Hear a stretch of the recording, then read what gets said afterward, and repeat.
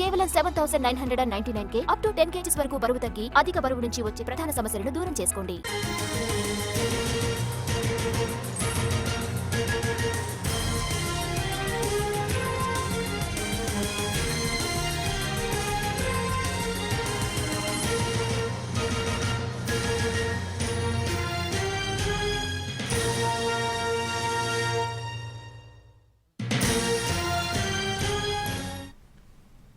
హైదరాబాద్ కుత్బుల్లాపూర్లోని గాజుల రామారంలో ఆక్రమణలపై హైడ్రా ఉక్కుపాదం మోపింది. ప్రభుత్వ survey number 307లో గల అక్రమ నిర్మాణాలను తొలగిస్తోంది. భారీ పోలీస్ బందోబస్తు మధ్య ఈ కూల్చివేతలను కొనసాగిస్తున్నారు. ప్రభుత్వ భూములను రక్షించే క్రమంలో 15,000 కోట్ల విలువైన భూమికి కంచె వేసే పనిలో పడ్డారు హైడ్రా అధికారులు. 300 ఎకరాలకు పైగా భూమిని కబ్జాకోరుల నుంచి కాపాడబోతున్నారు. ఇందులో భాగంగానే నివాసాల జోలికి వెళ్లకుండా ఆక్రమణలు మాత్రమే తొలగిస్తున్నారు. రాష్ట్ర ఫైనాన్స్ కార్పొరేషన్ కు కేటాయించిన భూమిని బడాబాబులు ఆక్రమించారు. పేదవారిని మందు పెట్టి వారినందరినీ కూడా ముందు నుంచో పెట్టి వారు వేయించిన షెడ్యూల్ను తొలగిస్తోంది హైడ్రా. కూల్చివేతల సమయంలో వారి నుంచి ఎలాంటి ఇబ్బందులు తలెత్తకుండా భారీ బందోబస్తు మధ్య ఆక్రమణలు తొలగిస్తున్నారు హైడ్రా అధికారులు.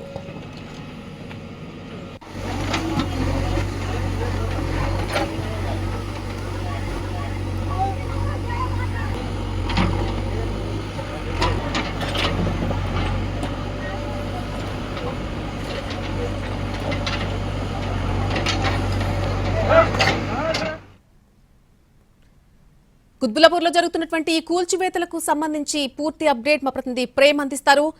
ప్రేమ్, ప్రస్తుతం కుత్బుల్లాపూర్లో హైడ్రా అధికారులు కూల్చివేతలు కొనసాగిస్తున్నట్టుగా తెలుస్తోంది. పూర్తి అప్డేట్ ఏంటి?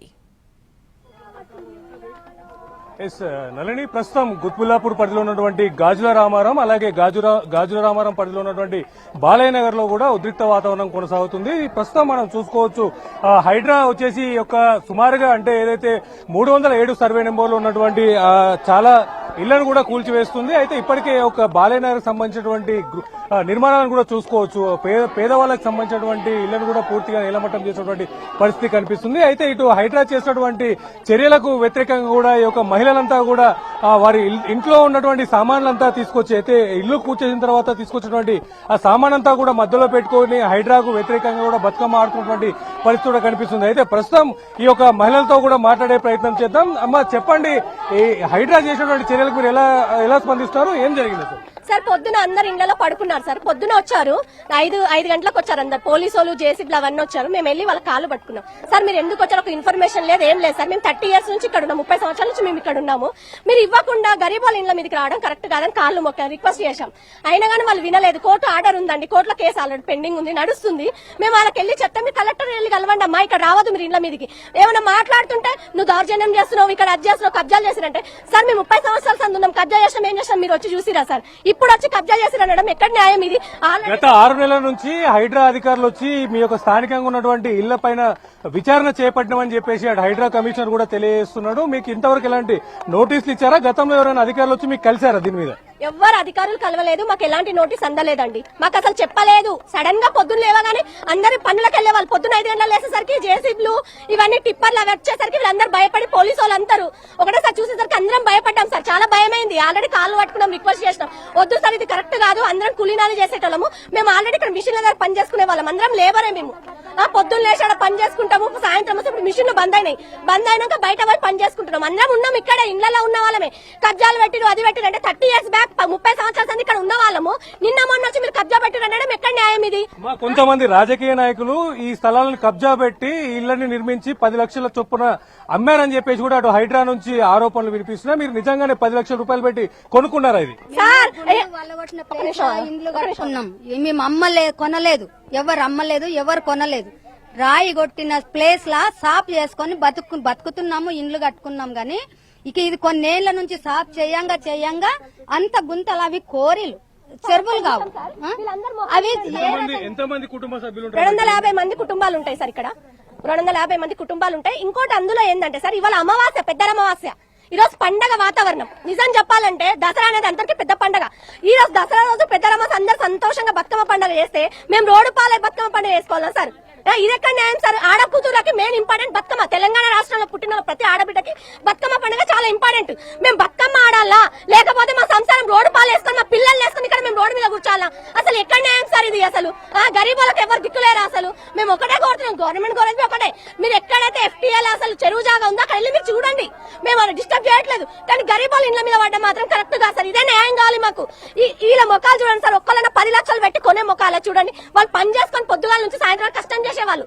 ఎవరికైనా చూడండి సార్, 10 లక్షలు తినడానికి తిండి లేని 10 లక్షలు పెట్టి ఫ్లాట్లు కొన్నారంటే మీరు ఏదో లేనిపోయి మీరు మాట్లాడుకొని అది గరీబాల మీద వేయడం మాత్రం కరెక్ట్ కాదు సార్. ఇది పద్ధతి కాదు. ఇది చాలా ఆవేదన వ్యక్తం చేసినటువంటి పరిస్థితులు కనిపిస్తుంది. అయితే అటు హైడ్రా చెప్తున్నప్పుడు కూడా ఇప్పటికే ఈ రోజు ఉదయం నుంచి కూల్చివేతల నేపథ్యంలో కూడా హైడ్రా కమిషనర్ రంగనాథ్ కూడా స్పందించడం జరిగింది. ఏదైతే ఒక గాజుల రామారంలో ఉన్నటువంటి సుమారుగా 317 ఎకరాల ప్రభుత్వ స్థలంలో చాలా మంది ఇక్కడ కొంత ఈ యొక్క స్థానిక రాజకీయ నాయకులు కావచ్చు, మరి కొంతమంది ఇన్ఫ్లుయెన్సర్స్ కూడా రియల్ ఎస్టేట్ పేరుతో ఈ యొక్క ప్రభుత్వ స్థలాన్ని కూడా పూర్తిగా కొల్లగొట్టారని చెప్పేసి తెలియజేస్తున్నాయి. దాంతో పాటుగా కూడా అటు ఆ యొక్క ప్రభుత్వ స్థలాల్లో 60 నుంచి 70 గజాల మేర స్థలాల్లో చిన్న చిన్న నిర్మాణాలు చేపట్టి 10 లక్షల రూపాయల చొప్పున 10 నుంచి 12 లక్షల రూపాయల చొప్పున పేదవారికి అమ్మారని చెప్పేసి ఈ నేపథ్యంలోనే తనకు సంబంధించినటువంటి ఎంక్వైరీలో ఈ యొక్క నిజ నిర్ధారణ జరిగిన నేపథ్యంలో సుమారుగా 6 నెలల నుంచి కూడా ఈ యొక్క ప్రభుత్వ స్థలంపై విచారణ చేపట్టిన తర్వాతే ఈ యొక్క కూల్చివేతలు చేపట్టామని చెప్పేసి అటు హైడ్రా కమిషనర్ రంగనాథ్ కూడా తెలియజేసినటువంటి పరిస్థితులు కనిపిస్తుంది. అంతేకాకుండా స్థానికంగా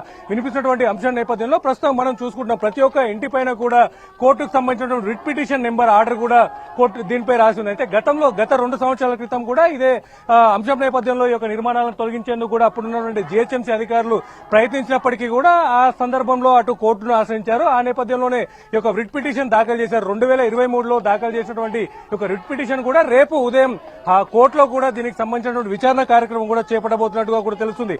ఈ నేపథ్యంలోనే ఇప్పటికే పలుమార్లు కూడా గతంలో సెలవు దినాలు అలాగే ఆదివారాల రోజు కూల్చివేతలు చేపట్టదని చెప్పి ఇప్పటికే హైడ్రాకు పలుమార్లు కోర్టు హెచ్చరించినప్పటికీ కూడా తిరిగి ఈ రోజు అదే ప్రయత్నం చేసినటువంటి పరిస్థితి కూడా కనిపిస్తుంది. ఇటు మహిళలంతా కూడా తీవ్ర ఆవేదన వ్యక్తం చేస్తున్నారు. ఏదైతే తెలంగాణలో ముఖ్యమైనటువంటి పండుగ అటు దసరా పండుగకు ముందుగా వచ్చేటటువంటి బతుకమ్మ పండుగ అంటే గతంలో కూడా అప్పుడున్నటువంటి నిజాం రాజులకు వ్యతిరేకంగా పుట్టినటువంటి ఒక బతుకమ్మ పండుగను సెలబ్రేట్ చేసుకున్నటువంటి సందర్భంలో కూడా ఈ రోజు బతుకమ్మ పండుగకు సంబంధించినటువంటి మొదటి రోజే వీరి యొక్క కుటుంబాలను కూడా తీసుకొచ్చి రోడ్డు మీద పడేశారని చెప్పేసి తీవ్ర ఆవేదన వ్యక్తం చేసినటువంటి పరిస్థితి కనిపిస్తుంది. అంతేకాకుండా ఏదైతే అటు హైడ్రా కమిషనర్ రంగనాథ్ చేసినటువంటి ఆరోపణలు కూడా వీరు ఖండిస్తున్నటువంటి పరిస్థితులు కనిపిస్తుంది. మేము డైలీ కూలి పని చేసుకుని బతికేటటువంటి మేము 10 లక్షల రూపాయలు పెట్టి కొనుగోలు చేసేటువంటి సామర్థ్యం మా దగ్గర లేదు, మీరంతా అబద్దం చెప్తున్నారు, మమ్మల్ని ఇక్కడ నుంచి ఖాళీ చేయించడానికి ప్రయత్నాలు చేస్తున్నారని చెప్పేసి మహిళలంతా కూడా ఆవేదన వ్యక్తం చేసినటువంటి పరిస్థితి కనిపిస్తుంది. Nalini. Right Prem, thank you for the live update.